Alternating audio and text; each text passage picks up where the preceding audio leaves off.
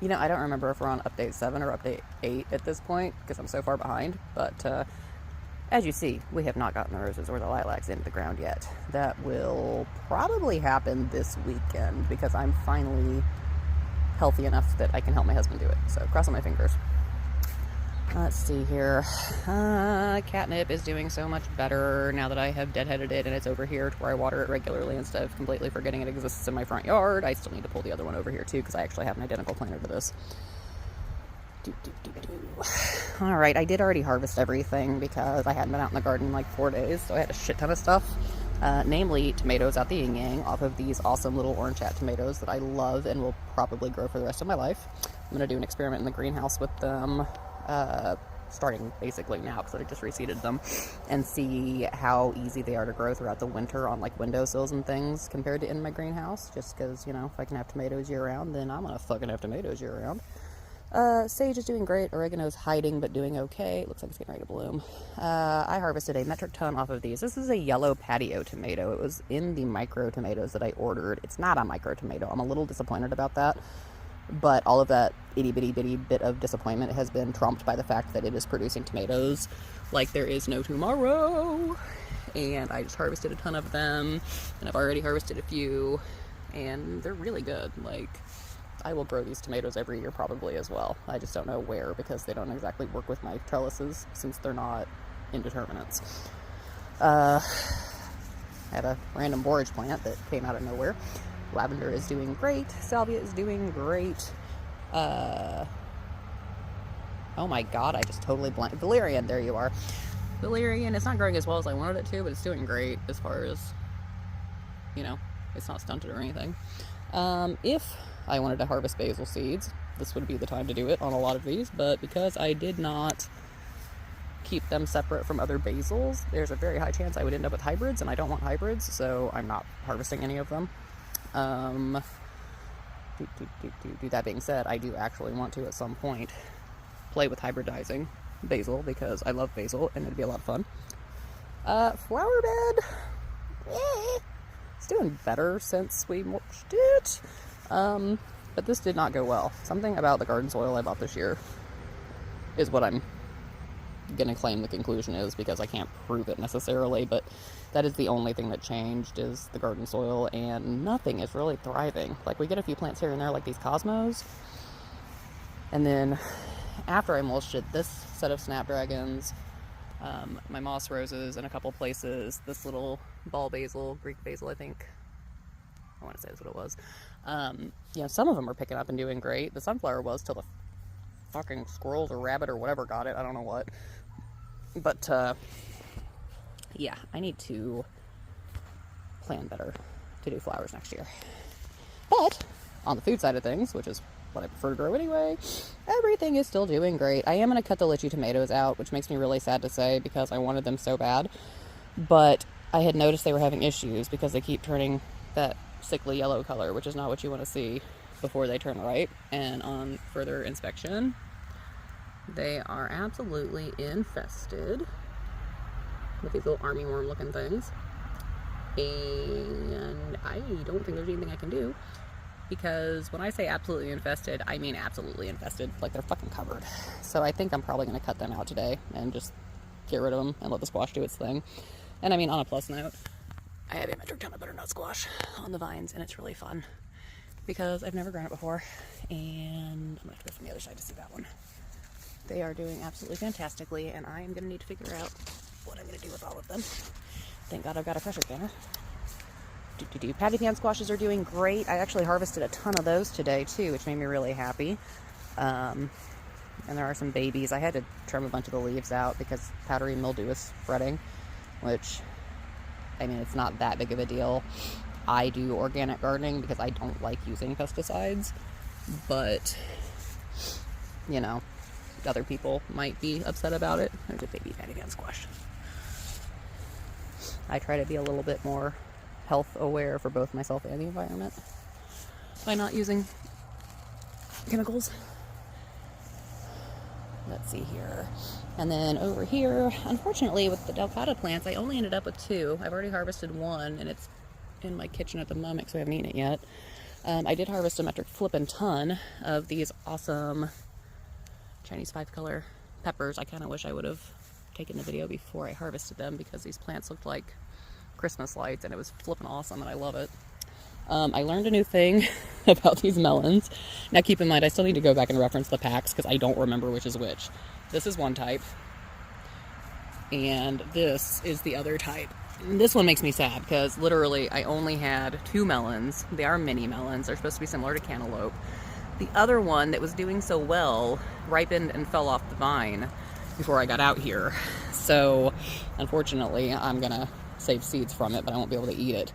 These, I've got like a handful of them in there and they smell like ripe cantaloupes and they look amazing. So hopefully they taste as good as they smell. I don't remember which ones were like, one of them were like Minnesota midgets. I think that's the one I just had the picture of. These I think are like 1810 or something like that. I'll have to look them up. On the cucumber front, I had a massive amount of them, as always. These lemon cucumbers and the dragon egg cucumbers will always have a place in my garden because I love them. I am only going to plant 1 of each next year because even cutting down to 5 of each, I had so many cucumbers, I don't know what to do with them. I'm going to be making relish today, is what it looks like. These are my favorite pepper in the world. These are the Sugar Rush Peach. As you can see, this plant is absolutely loaded, so much so that it falls over. I never got around to getting a trellis out here, but you know what? It's working. I'm not too worried about it. This one's the same way. It's a smaller plant, but it's absolutely loaded. They do need some water, if you can't tell with the little droopy leaves there. They're a little mad at me. This one also is loaded and falling over. And then on the tomato front, I finally have some normal sized tomatoes. I have 1. And then if I go on the inside, there's 2 and 3. And then I thought I found a 4 and 5 because there's this one here. And now keep in mind, this thing is tiny. And there is another one somewhere in here. I don't remember where I found the dang thing, but either way, oh, there it is. You know, I might end up with 5 full-size tomatoes this year off of 4 plants. Never had that happen before. Normally I have tomatoes coming out my ears. And so, yeah. And it's not the squirrels. They're stealing the neighbor's tomatoes because she actually has tomatoes. They're not stealing mine because it's not blooming. That's the weird thing about this. It's just not blooming at all. So, cherry tomatoes, still doing great. Still loaded. I did learn that the squirrels also really like my black cherry tomatoes that are like one of my all-time favorite. Well, it's my all-time favorite, like, salad tomato. But when I was out here 3 days ago, I had a metric ton of them that I knew should be ripe either yesterday or today. And all of them are missing, as well as the clusters they were on, because I probably had 20 tomatoes on that vine. So, yeah, I looked down and found evidence of the squirrel feast, but that's okay. I don't mind sharing a little bit. What else do we have?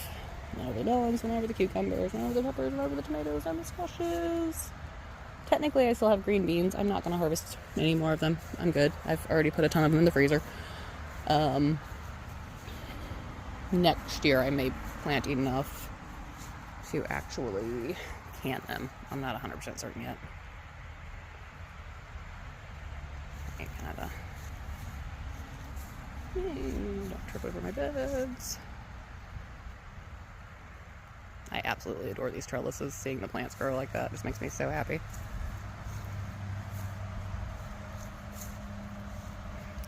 And I'm torn between tearing the beans out and putting like parsnips or turnips or, you know, useful things there, or just letting the bunnies devastate them.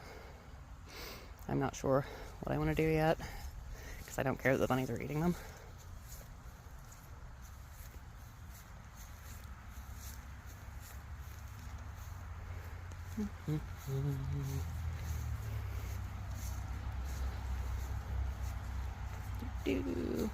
Don't get hit by thorns, that would suck.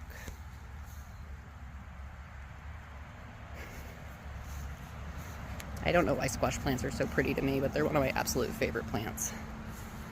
And these are some very, very happy squash plants.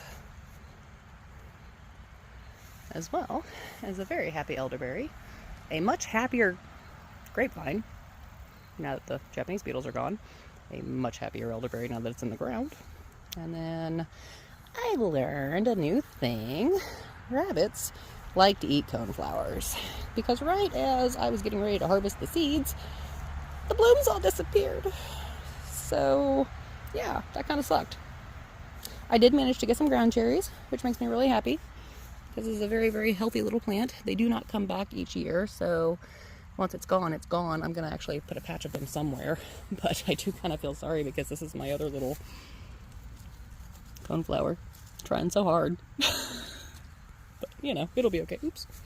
No, looks like I have another ground cherry. Gooseberry is thriving. Coreopsis is thriving. Azalea is thriving. That gooseberry is thriving. The other gooseberry is not thriving. It looks very unhappy, so I gotta figure out what's going on with it. The Rose of Sharon hibiscus is thriving. I cannot wait until that thing gets huge. As is the Russian sage, and the Xtash, it is raspberry daiquiri. Black goji berry, it actually produced berries, which, you know, I wasn't expecting, so I'll take it. These poor things needed to go on the ground last year and didn't, so the fact that it's still alive makes me happy. I'm crossing my fingers it survives the winter. Catmint is thriving. Butterfly bush is thriving. I didn't realize my Weigela was going to bloom again. It's only like a little bit, but it makes me happy. It will also get huge with all covered in those blooms and will be awesome. And then my other black goji that did not produce berries, but is still hanging in there. So, you know, we'll see.